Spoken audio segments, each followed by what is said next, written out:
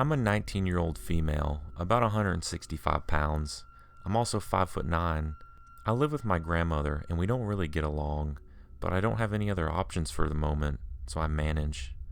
I usually have to take out the garbage when she tells me to, and I really hate doing it.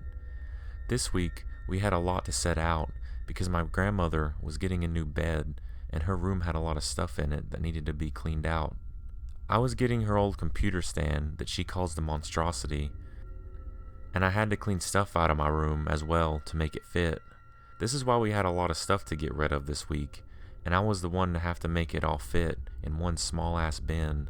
It was about 10 p.m., and this wasn't even the latest I've taken out the trash. I've taken it out at 3 a.m. before, just because my grandmother was on the phone with another one of her stupid daughters that was getting the bed. I had already taken the trash out, and I had to fix the damn recycle bin. Ours is way too small, so I had to flatten out the boxes to make everything fit without falling out. I was in the garage, and the garage door was open. I live in a quiet little nest of townhomes, and we don't own a car, so the garage is a storage for everything that isn't being used. Now I listen to creepy stories on YouTube, and I was listening to one before I started taking out the trash. This already made me a little jumpy, being outside in the cold and quiet dark in the month of October alone. I know people do crazy stuff to scare people for kicks, but it never happened to me before, so me looking up every so often to the door wasn't really out of the question for me. Of course, I knew I wasn't overreacting, but I still felt uneasy, like I knew something wasn't right. I was fiddling with the recycling for about 5 minutes at this point when I glanced up at the door. To my complacent horror, I saw a clown standing in the middle of the sidewalk of my driveway, staring right at me. All the blood on my face drained, and I couldn't help but feel it. You always hear about these things, but until you live it, be thankful that you don't know what it feels like. The clown was straight out of a horror movie, smudgy makeup, red nose, hair, and black and white striped clown outfit with the rainbow spots. I was frozen in fear. I really never felt fear before in my life, and this isn't something I ever want to feel again. I shot up when it took a step forward. I was staring at them. Scared to death, I prayed my grandmother wouldn't come back to the door. I don't care for my grandmother, but I don't want her to get hurt. We don't get along, but I still care if you know what I mean. It may sound cold, but whatever. This stupid clown took another step forward. It was at this point I noticed something. How I had missed something so important. The clown had a butcher knife. At this point, the clown was about 5 footsteps from the garage door. I knew if I stayed put any longer, I was probably going to die. I really don't know how I did this, and it's really a blur because of the adrenaline that was running through me. All I remember that clown was grinning, showing his yellow teeth and running at me. Somehow, I managed to jump backward inside, thankfully opened the door, and close it using all of my weight to force it shut. Thank God, I always make sure the door leading the garage door is locked 24/7 because I am always afraid of someone breaking in. The clown was banging on the metal door and trying to break it down. At this point, my grandmother came to see what was going on, and I told her to call the cops now. She went to grab the phone, and I was still holding myself against the door. I had my shoes on, and I had a strong grip on the floor. This guy was not getting in. The banging got more frantic, and the guy was backing up and then banging into the door with his whole body. I placed both of my feet on the other door, leading to the kitchen. My house has the kitchen and a laundry room together, and the laundry room leads to the garage. It's no more than 2 regular doors big, and I'm 5'9", so this was good in my case, to hold my upper back against the door with my feet up like this. The banging went on forever, or so it felt like. I heard the cop cars as they were probably coming down my street, and one last bang that broke the lock on the door and made the door open an inch before I shoved it closed. Nothing else happened for about 30 seconds, and I heard the cop cars and knew they were right outside my house, and no more than a second later, I heard cops saying, "Open this door, it's the police." I put my feet down, still ready to slam the door closed in case that was the clown. I know this was stupid because I heard the cars and the radios, but hell, I was scared shitless and on edge. Don't tell me you wouldn't be too. I cracked the door open to see a cop with his gun drawn in his hand. I opened the door all the way, and my knees gave out, and I fell on my butt, staring at the knife stabbed in the metal door. The cop could easily see the trash that was kicked around from the guy, and my very pale look, and in my face, I was visibly shaking. About 5 to 6 cops showed up and took a look around outside my house and took statements and removed the knife from the door. They said we'd get a call back in a couple of days. 2 of the cops are still driving past my street about every half hour. I was never scared of clowns.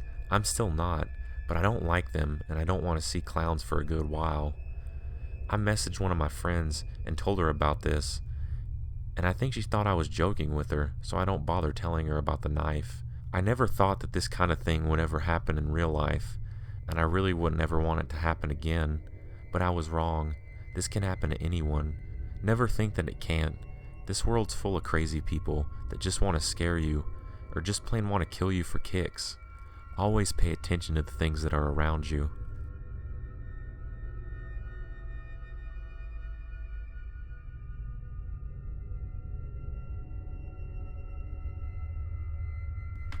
It started in a haunted cave on Halloween.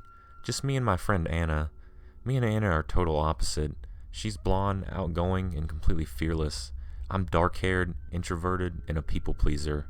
That's actually how I ended up at this cave, people-pleasing. Anyways, we go through the cave, and it was pretty awesome. The usual people with chainsaws, screamers, clowns. One clown kept following us. He wasn't like the other clowns, who wore face paint with fake blood spattered on him. He did have a big red nose and clown clothes. He had on regular, if not tattered jeans, a stained sweaty white tee, and a clown mask. This mask was pretty detailed. It had the eyes cut out and a wicked jagged tooth mouth with blood smeared around it. It was seriously creepy. He follows us all the way through the house as we giggle and run until the fog room at the end. Once we make it outside, we go to get hot cocoa and watch the bands play. While in line, the clown walks up and stands inches away from me, breathing in and out so hard, his mask sticks to his face and releases with each breath. Okay, creepy, but normal for this place. He walks away and we giggle. He stays close and staring. We walk over to the band and he stands right behind me. He starts tugging on my hair. I ignore it, but then he tugs harder. Suddenly, he pulls so hard my head whips back. Anna starts yelling at him, and he lets go and walks away, but like before, he doesn't go too far. She wanted to tell someone, but I didn't. We were in a haunted cave, and he probably didn't mean to. But she said no, they can't touch you, and we walked over to the ticket booth to complain. It went like this. Anna said, "Ma'am, your clown over there pulled my friend's hair so hard and almost ripped out." The ticket lady responded, "I don't see any of our clowns. They're all in the cave. None of our people walk around out here. They are behind that rope." And the rope's right behind us. Because some families with small kids come over here for hay rides and bands. Anna responds, "That clown right there did it. How do you not see him?" The ticket lady says, "Calm down, miss. That's not one of our clowns. Are you sure he isn't a friend of yours?" Me, "Thanks, we're sorry." So I just want to leave. The clown's still staring at us. I'm missing hair. This isn't fun. Fearless Anna decides to confront the clown. She marches right up with me behind her and demands he takes off his mask. He doesn't speak. He looks at me. He reaches out his hand to me, and I refuse to touch him. He pushed Anna from in front of me and stepped 2 inches from my face and screamed the most terrifying psychotic scream I've ever heard. Everyone turned to look, and the band stopped playing. Anna grabbed me by my arm and pulled. His stare had me frozen. Then Anna grabbed my face, slapped me, and we ran. I looked behind, and he was standing and staring. Everyone went back to doing what they were doing like it was nothing. We got to the car and peeled out. Anna kept saying we need to go to the police. I told her it wasn't that big of a deal. It was a weirdo at a haunted cave, no hard feelings for the slap. I wasn't too scared, etc. Then she said something that made my blood run cold. He had a knife. That's why she slapped me and pulled me away. Not from the fear of being screamed at. She saw the knife in his hands. We contacted the police, but they didn't take us too seriously. I am now too afraid to go to any haunted attractions. Not because they're too scary, but you never really know if someone works there, or if they're there because they fit in so well.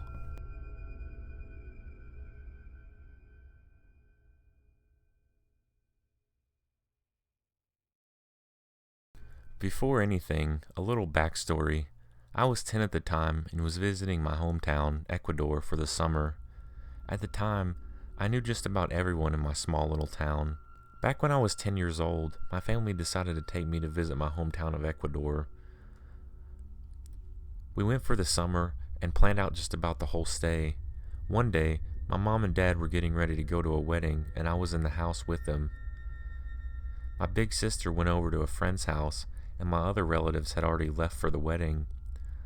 I was supposed to stay home alone for the duration, but I saw that it was a beautiful day out and decided to ask my mom and dad to go to the park that was no more than 2 blocks away. They were reluctant, at first stating that there would be nobody to take care of me, but I argued that it was a beautiful day out and there was no way that the park would be empty. They kept getting dressed as I kept arguing until they finally gave in. They said I can go to the park as long as I was back before dark. I agreed and ran outside to head for the park. It took me no more than 10 minutes to get there, and I was ready to make new friends and play around. But, oddly enough, there was nobody else in the park. It looked abandoned, which was weird, seeing how this was one of the 2 parks in the whole city. It should have been packed, but I paid no mind to it. I believe I ran over to the swing set, or slide, it was 12 years ago, I can't really remember, and played around. As I played, I suddenly heard a voice from the distance. A clown was on the other side of the gate and motioning me to get closer. Behind him was a white van, which I had noticed before, but just thought it was a delivery truck of some sorts. I slowly started walking towards the clown and stopped a good distance away from him. He asked me in Spanish, "Hey kid, do you like clowns?" I nodded no to him, and he gave me that clown frown and then said, "Well then, let me see if I can change that." He opened up his car, and by looking inside, I saw there was only 2 boxes, though I wasn't sure what it was filled with. There were no seats, no posters, just 2 boxes, and then complete emptiness. Being a child, I still paid no mind to it, and watched as he pulled out a deflated balloon. He wrapped his lips around the end, and blew till the balloon was fully inflated. He tied the end, and started to form the balloon into a balloon animal of a dog. He showed it to me, and I smiled. He then motioned me to come closer, which I complied. He handed the balloon to me and said, "Do you like?" I nodded yes, this time, and gave him a little smile. He then grinned in the creepiest way possible. This grin was so creepy that even as a kid, I knew to back away a bit. The clown then said if I wanted to see the rest of his tricks, I would have to get in the truck. I told him that the exit was on the other side of the park, and I wouldn't be able to climb over the small gate. He then said in a few words that haunt me to this day, "Get a little closer and I'll carry you over. Then we can have loads of fun in my truck. Come on, kid." While saying this, he still had that creepy grin plastered across his face. I merely backed away and told him, "No, it's okay, sir."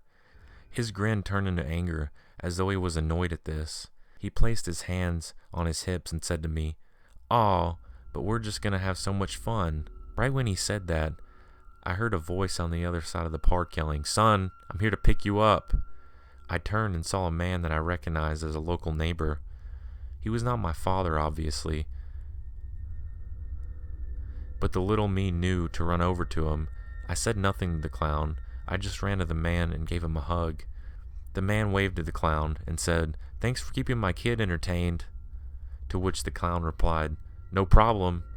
I looked at him and asked, "Sir, what exactly is going on?" He gave me a sigh and explained everything. As it turns out, that was no real clown. He was a man that had been kidnapping kids all across Ecuador. He would lure kids with the clown costume and take them away to God knows what place. The people of my town had a feeling that he was coming to our town, which is why the whole park was deserted. He said that he was walking by when he noticed that I was talking to the clown and ran over to basically save me. As he told me this, he also dialed for the police to report the incident. We had finally arrived at my house, and this man said, "Be careful with who you talk to, son. Not everyone is who they seem." I gave him one final hug and gave him a thanks for saving me from that sick fuck. He gave me a rub on the head and said, "It's okay, my boy. Now hurry on. I have my own things to worry about." I nodded and ran in the house. Nobody was there. By the time they had returned, I had decided not to tell anyone, since I knew they'd flip out. It took a while to forget about the whole incident, especially with those words that kept reminding me of him. But I soon forget till I came across this page and memories of that clown flooded my head. I'm not quite sure what happened to that sicko, but hopefully he's now behind bars.